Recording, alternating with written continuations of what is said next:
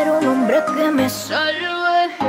Y ese cuento de hadas no lo quiere nadie. Si han equivocado, si dominarme han intentado. Yeah. Yo quiero un hombre que me quiera.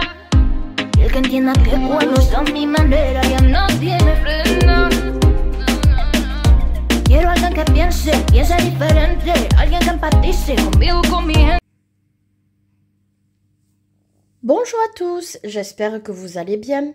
Je viens vers vous aujourd'hui avec cette vidéo pour vous présenter, alors, non pas une nouvelle marque de crayons de couleur, puisque clairement Faber-Castell, c'est très connu, mais pour vous présenter une gamme de cette marque dont on parle moins, les crayons classiques, c'est-à-dire le bas de gamme de la marque Faber-Castell, très connu par sa marque haut de gamme, justement, Polychromos. On les a connus aussi récemment, ils ont sorti les Black Edition. Et c'est vrai que en tournant sur Amazon, je suis tombée sur la gamme classique. Pour moi, elle a vraiment le bas de gamme, presque écolière, je pense, de Faber-Castell. Et voilà, je sais pas du tout ce que ça peut donner. Je me dis quand même, moi, j'aime bien tester les crayons bas de gamme, pas cher. J'ai souvent des bonnes surprises. Je me dis, si je prends le bas de gamme de chez Faber-Castell, je ne devrais pas être déçue. Alors, on est sur une boîte de 100. Mais si vous voyez, c'est écrit en asiatique par-ci, par-là. Parce que je l'ai pris tout simplement sur AliExpress. Sur Amazon, vous pouvez retrouver au maximum la gamme de 60. Je vous mettrai les liens en barre d'infos. Vous avez soit la boîte métallique qui est, je crois, 36 €, soit la boîte cartonnée qui est à 19 €. Donc, ça pourrait être intéressant, que bon, si vous voulez la boîte métallique, pourquoi pas. Mais la petite boîte carton de 60 à moins de 20 €, ça peut être intéressant. Le hasard a fait que je suis allée sur AliExpress et je suis effectivement tombée sur cette boîte de 100. Alors à y être, je la teste et bon, si ces crayons sont sympas, c'est vous qui voyez après si vous voulez les tester avec la gamme de 60 ou sur AliExpress la gamme de 100. À savoir que je les ai eus au prix de 68 €. Cette gamme donc de 100 crayons. On va ouvrir ensemble pour découvrir un petit peu ce que ça donne.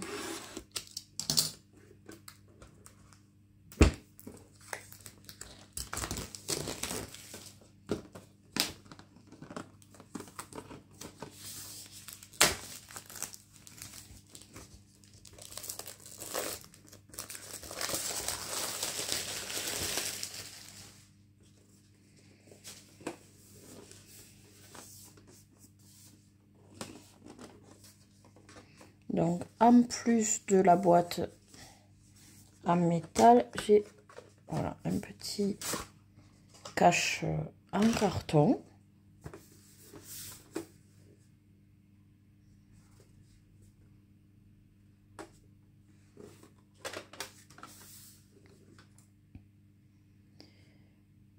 Alors, qu'est-ce qu'on nous dit ?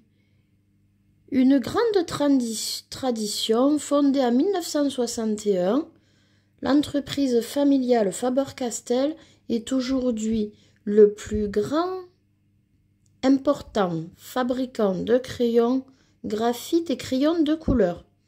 Notre attachement inébranlable à la qualité, notre volonté d'innover, ainsi que notre engagement social sont depuis toujours les bases de notre activité. Bon, écoutez, on tombe, si on enlève le cache finalement asiatique, je tombe sur la boîte classique, très jolie, métal, avec cette petite vitre où l'on voit à travers les crayons de couleur. Alors, on est boîte métal avec le couvercle déjà qui ne tient pas à la boîte, on vient de le constater. Nous avons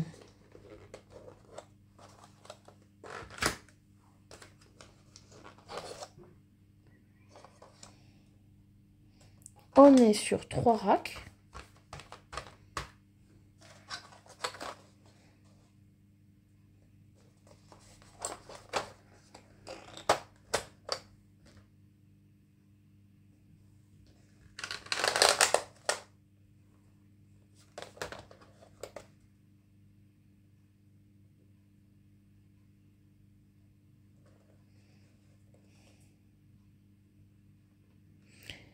Où j'ai l'impression que j'ai des couleurs qui sont très proches. Limite les mêmes. Bon, je crois que c'est juste une impression. Oui, c'est une impression, je pense. Parce qu'ils ont fait une sorte de dégradé sur les 3 racks, mais pas avec tout à fait les mêmes couleurs. Là, je vois qu'il y a des métalliques. Ça, c'est pas les grippes ou je sais pas quoi, là.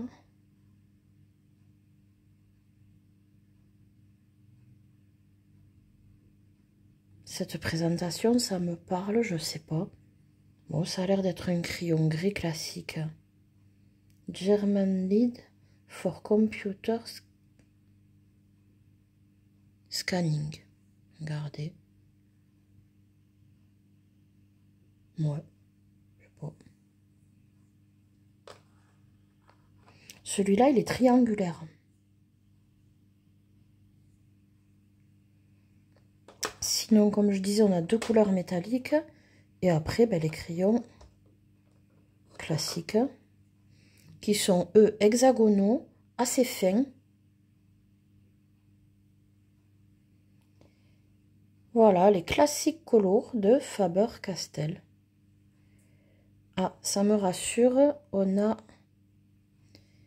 pas une référence lettrée, name, bien qu'on puisse mettre si on veut un nom, mais une référence chiffrée.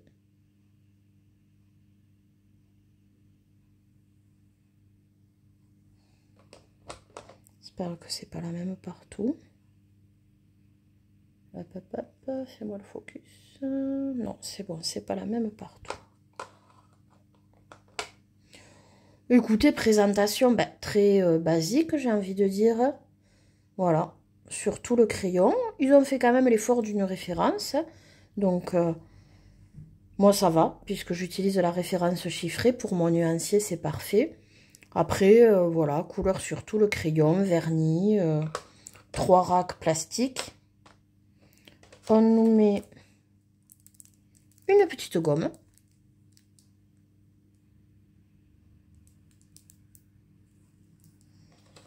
Et un petit taille-crayon. Ok. Écoutez. Je pense donc que je vais les reclasser, comme d'habitude. Faire le nuancier, un colotest et revenir vers vous pour vous donner mes premières impressions, mon avis sur ces crayons classique color de Faber-Castell, c'est-à-dire le bas de gamme de chez cette grande marque là, Faber-Castell, connue pour leur polychromos. On va voir ce que donne cette gamme classique. À tout de suite.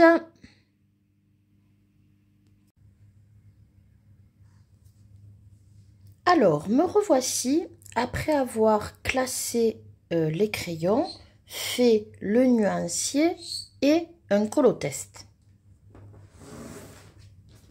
Voyons déjà ce que donne le reclassement.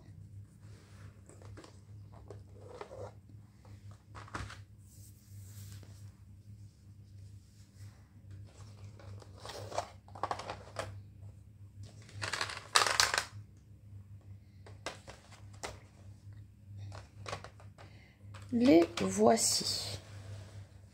Alors clairement, le doute sur les doublons, ce n'était voilà, ce n'était qu'un doute par rapport à leur classement à eux, mais il n'y a aucun doublon, je suis rassurée. Après, honnêtement, il faut pas trop se fier à la couleur des crayons. Pour certains, par exemple, là on pourrait se dire ce jaune, pourquoi elle l'a pas mis là? Ben, tout simplement, si vous, je sais pas si vous en rendrez compte en fait à la vidéo, mais la mine, elle est rosée. Elle n'est pas jaune du tout. Elle est beige rosé. Et il y en a quelques-uns comme ça où la couleur ben, n'a pas grand-chose à voir en fait. Exemple, là j'en ai un autre. Je crois. Enfin, je sais plus, il y en a quelques-uns. Là, par exemple, oui, c'est vert. Pourquoi il passe après le... Ben, si on regarde, voilà, le crayon est vert, mais la mine, elle, en fait, elle va plus dans les marrons caramel. D'où, voilà, l'importance quand même de les reclasser et de faire un nuancier par la suite, parce que on ne peut pas tout à fait se fier à la couleur du crayon. Après... bon, ça c'est le reclassement. Bon, on peut constater franchement il y a toutes les couleurs. Les blancs, les jaunes clairs, jaunes plus foncés, orange, des rouges, des bordeaux, des roses, des couleurs peau ici. Donc pas de souci, les skin tones, on peut bien faire des portraits, des mauves, violets, des bleus. Alors comme toujours, il manque le petit bleu très très clair, bleu glacial que j'aime bien. Mais bon, c'est pas dramatique.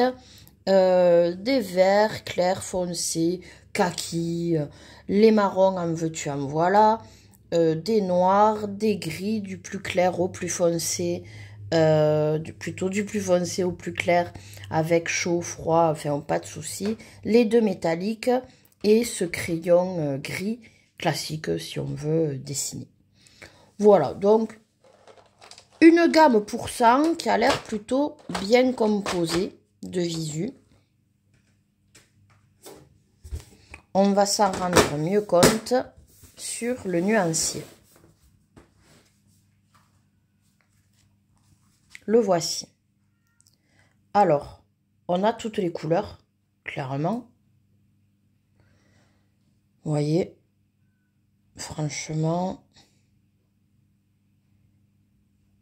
des jaunes, oranges, roses, les mauves, vraiment très clairs et très foncés. Les bleus, il y en a pas mal. Les verts, pareil, il y en a pas mal. Là, les quelques couleurs peau. Voilà, et les roses, donc on peut faire des portraits.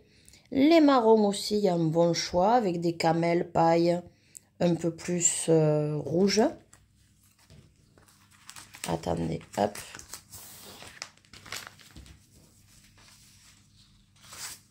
Voilà, ce sera mieux comme ceci. Et ensuite, les noirs, les gris et les deux couleurs métallisées. Qui sont pas plus sèches que le reste, franchement, pourquoi pas. Elles sont pas mal. Pas vraiment, vraiment métallisées, mais en tout cas, elles sont pas plus sèches que les autres couleurs. Alors, pour avoir cette pigmentation-là, j'ai fait 2 passages. Franchement, je trouve la pigmentation correcte, très bien. Maintenant, j'ai pas fait waouh, voilà. Elle est bien. Voilà. Elle est bien. Mais effectivement, à la pratique, je me suis rendu compte qu'on est sur des crayons à l'huile. Donc, une mine assez dure. Et là, ça allait, hein, bon, 2 couches sur une petite surface, mais sur mon colo, ben oui, ça se travaille couche par couche. Je vais un petit peu plus vous expliquer avec le colo, mais on est clairement sur des crayons à l'huile, mine dure et très peu, pour ne pas dire pas de résidus, hein, donc clairement pas à la cire. Alors, le colo. Voici mon colo test. Et là, ben oui, les dégradés se sont faits, mais clairement, aux couches par couche, les couleurs ne se fondent pas vraiment comme pour avec des crayons à la cire. Donc, si vous n'aimez pas, voilà, vous n'êtes pas patiente, que vous n'aimez pas travailler comme ça, clairement, ils ne sont pas pour vous. Maintenant, si vous aimez le couche par couche, crayon à l'huile comme les polychromos, ben, avant d'investir dans les polychromos, pourquoi effectivement ne pas tester cette gamme-ci pour voir si on aime les crayons à l'huile. Parce que par contre, voilà, la pigmentation est très correcte hein, quand même. Mais, ouais, sur le dégradé, il a fallu que j'y revienne, que j'y revienne, que j'y revienne. Les couleurs se fondaient moins facilement qu'avec des crayons à la cire. Après, ils sont gras, mais gras, vous savez, avec cette impression de ça patine sur le papier. Donc, vu que ça, le pigment accroche moins, ben, il faut passer, repasser, voilà. Donc, j'ai bien aimé.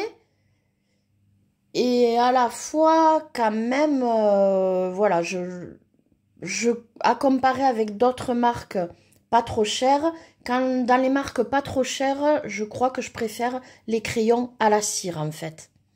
Tout simplement. Mais, après, bah, voilà quoi, je veux dire, quand même. Ils ont bien fait le job. J'ai utilisé pas mal de couleurs. Puis c'est bien pep ça, à la sortie, ça va. Alors, le fond, je l'ai fait tout simplement au feutre. Au... Comment on appelle? Oh là là, attendez.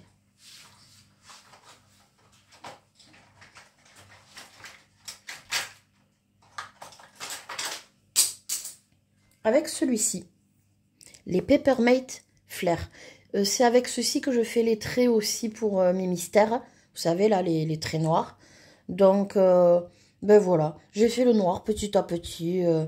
Voilà, petite case par petite case. Je trouve bien noir, bien opaque. Il n'y avait pas de fond à la base. Mais c'est vrai que pratiquement une illustration sur deux, elle nous met un cadre. Alors, quand je ne sais pas quoi faire dans le fond, je l'avais déjà fait sur celui-là. Bon, j'avais fait un fond carré. Ben, je reprends. Là, l'illustration était plus arrondie. J'ai fait un fond rond et puis au milieu, je me suis dit, bon, pourquoi pas faire, plutôt que de faire tout circulaire, voilà. Bon, je fais comme des plantes, des flammes, enfin voilà. Une forme un peu plus originale, mais partie sur un fond circulaire avec un petit peu de stylo gel pailleté métallisé pour faire style, ouais, un peu de magie de paillettes qui tombent. Et voilà, sinon tout le reste est fait avec ces crayons classiques Faber-Castell. Et comme je vous ai dit, ben, le résultat est très bien. Par contre, à travailler, c'est clair que c'est du couche par couche. Cette illustration, si elle vous plaît, elle vient du livre Mandalène de Maria Troll.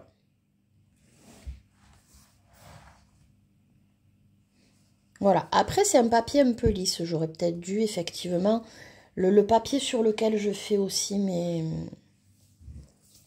nuanciers est un papier assez lisse, alors peut-être à travailler sur des papiers un peu plus granuleux. En tout cas, voilà, écoutez, la gamme est bien composée, la pigmentation est très correcte, après on est sur des crayons à l'huile.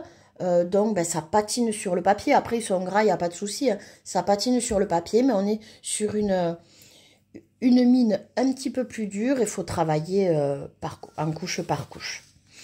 Donc voilà pour la présentation de cette gamme classique de la marque Faber-Castell, ben, dont on n'entend pas beaucoup parler, alors que franchement ils sont très bien. Ben, c'est toujours pareil pour le prix quoi. Pour 68 €, on a quand même marque Faber-Castell, une gamme de 100 crayons à l'huile. Et donc, si vous aimez les crayons à l'huile, en fait, voilà, ils sont très bien et pas trop chers. Notamment, finalement, la gamme de 60, si vous la prenez sur Amazon sans la boîte en fer, bon, moi j'aime bien, je laisse dans les boîtes. Mais si vous comptez mettre en trousse, pour moins de 20 €, vous avez les 60 et après vous mettez en trousse. Hein. Donc franchement, je comprends pas pourquoi on ne les voit pas plus circuler. C'est vrai que bon, souvent on préfère les crayons à la cire bien gras, qui se mélangent facile. Voilà, j'avoue que c'est beaucoup plus facile à travailler. Mais en tout cas, en crayon à l'huile, eh ben, la gamme Faber-Castell nous a fait un bas de gamme très correct, très sympa. Voilà, j'espère que cette présentation vous aura plu. N'hésitez pas à mettre un petit j'aime à la vidéo, ça soutient la chaîne. Si vous avez questions, commentaires, n'hésitez pas non plus, j'y réponds avec plaisir. Et si vous n'êtes pas abonné, pensez à le faire, à cliquer sur la petite cloche pour être prévenu des prochaines vidéos à venir. Sur ce, je vous dis à très bientôt. Et en attendant, passez de bons moments colo. Quiero un hombre que me salve. Y ese cuento de hadas no lo quiere nadie. Se han equivocado si dominarme han intentado. Yeah. Yo quiero un hombre que me quiera. Y el que entienda que cuando está a mi manera ya no tiene freno. Quiero alguien que piense diferente. Alguien que empatice conmigo, con mi gente. Que me sorprenda toda la mañana. Que sepa encender todo el fuego en mi cama. Un hombre que quiera darme todo su amor para cuidarme. Y que entienda su lugar. Que vivirme celosa. Baby, yo no necesito a nadie para hacer lo que quiero. Si quiero un anillo me lo compra mi dinero. Si yo busco amor es solo pa' amar. Que no ve que nadie está pa' mandar. Baby, yo no necesito a nadie para hacer lo que quiero. Si en el banco yo ando multiplicando los ceros. Si yo busco amor es solo pa' amar. Y en el amor nadie me va a mandar. Escúchalo, ay, dime si sigues ahí. Si estás pa' probar algo así. Tal como lo digo es así. Dime si espero verte por aquí para darnos, baby. Alegría es así, si lo entiendes yo a ti te diría que sí. Solo